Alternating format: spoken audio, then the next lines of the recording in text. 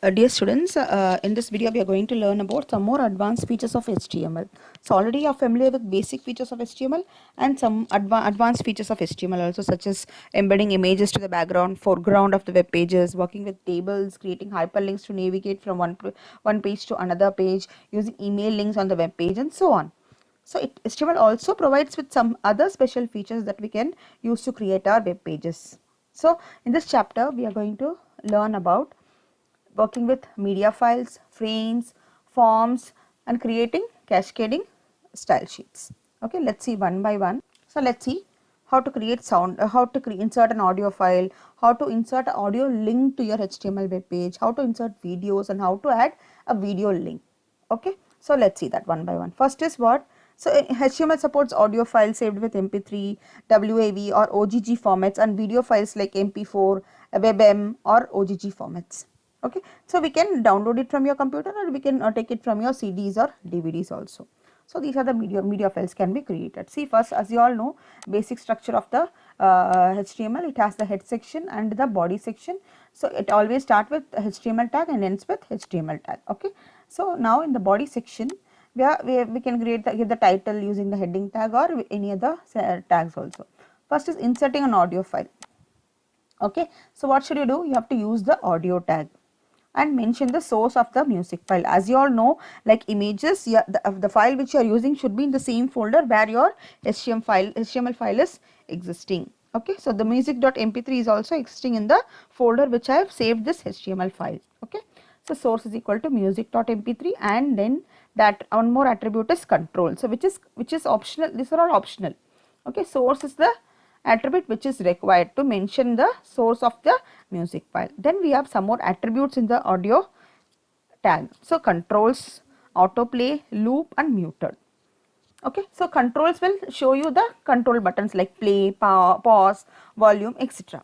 So if you wanted to autoplay the audio immediately after you run the web page, so you can use this autoplay attribute.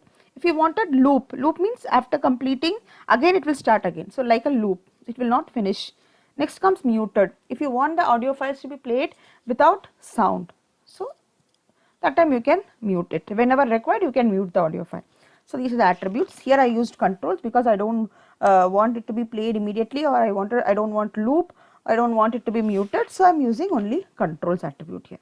Next, adding a sound link. This is what it will add you the sound file itself. Here this will add only the link. You all know how to add the link, right? So a attribute, that is anchor tag, and href, that is the hypertext reference used to mention the name of the file.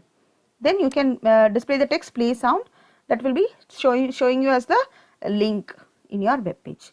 Next is inserting videos. Same like audio, we have video tag.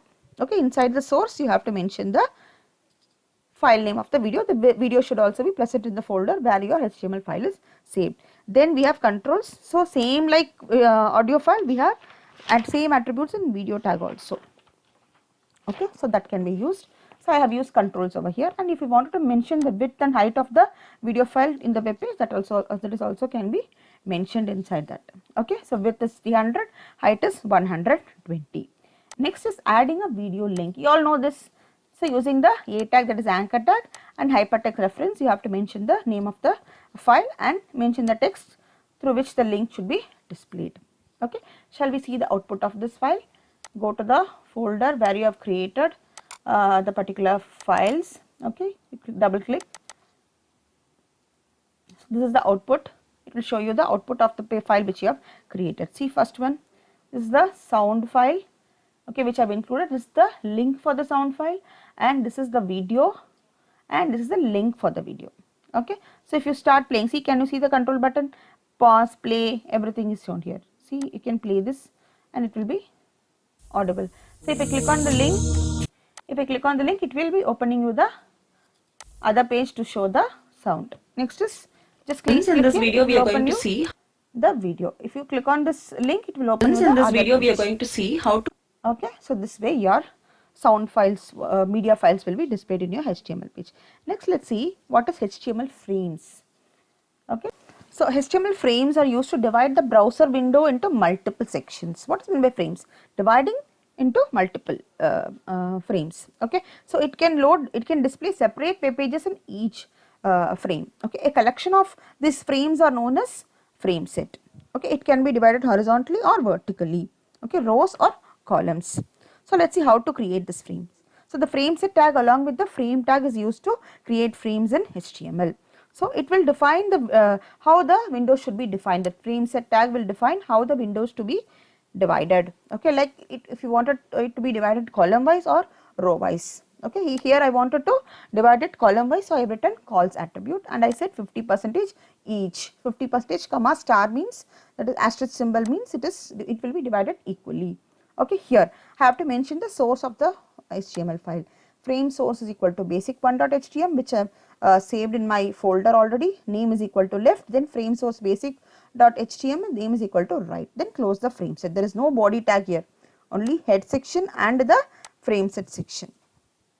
Okay, so now we can run this file, save it and go to the folder where you have created the file and double click and open the web page. Okay, so can you see it is divided into two different frames, the first frame and the second frame. Okay, so now let's see how to divide this into different rows now.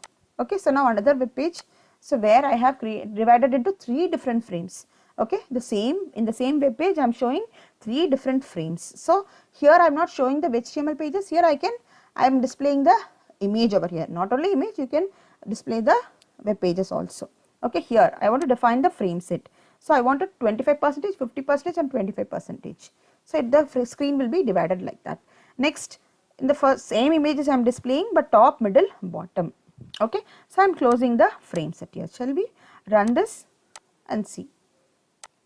Go to the folder and double click the web page and just see it. See, these are the three different frames. What is first is 25%, 50% and 25%. So now let's see some of the attributes shown over here. We have various attributes for the frame tag or for frame tag. See here, frame border. If you wanted to mention the border for your frame, you can mention. Okay, it has two values, 0 or 1. Okay, then no resize. If you don't wanted to resize the frame, user can resize the frame. If you say no resize, your user cannot be able to resize. Next is scrolling. If you don't want the scrolling of the particular frame, you can mention scrolling is equal to no. We have three options, yes, no, auto. Okay, here I mentioned no. Okay, so these are the different attributes of the frame. You can use it when you create rows also, columns also. Okay, let's see that. Here for the third frame I have said scrolling is equal to no and no resize for the first frame. Let's see the output. You can be able to see. See here I could not resize, but this I can resize. Here when I move on, it shows the scroll bar in the second frame, but here it is not showing the scrolling because I mentioned scrolling is equal to no. Okay, so now you understood about frame, okay, with different examples. Next comes HTML forms. Let's see how to create HTML forms. What is forms? First you should know. It helps to take information from the user on the internet. Like it resembles a hard copy form containing different boxes to type in information and make selections. Like what are the fields required from the user you wanted to collect? That type of fields you will create. So for example, you wanted some text box, big text box, check box, radio button, submit button, cancel button, yes or no cancel. So all for different type of input you should collect from the user. For that you have to use the different types of fields. So how you created Visual Basic form, same way here. Okay, you can also create form using HTML using the form tag. Okay, let's see one by one here. So it is inside the body section. Here for frames you should not use body section, but for the other things you have to use the body section. Inside the body section I have given the heading, and first one is how to create the form. Okay, form, we have two attributes here, method and action. In method you have to mention post or get. Get is what? If you are storing the value in some database, that time you have to use get. Here I am going to mail this to some mail IDs. So I am using post value over here. Next is action, where you have to mail. Some sample email ID I have given. So whichever mail ID you wanted the data to be stored, you have to mention that over here. Next is creating the input box. What you wanted? You want the user to enter their name. So name will be what? It will be one word or two word. Okay, so what should you do? You have to use the input tag for that.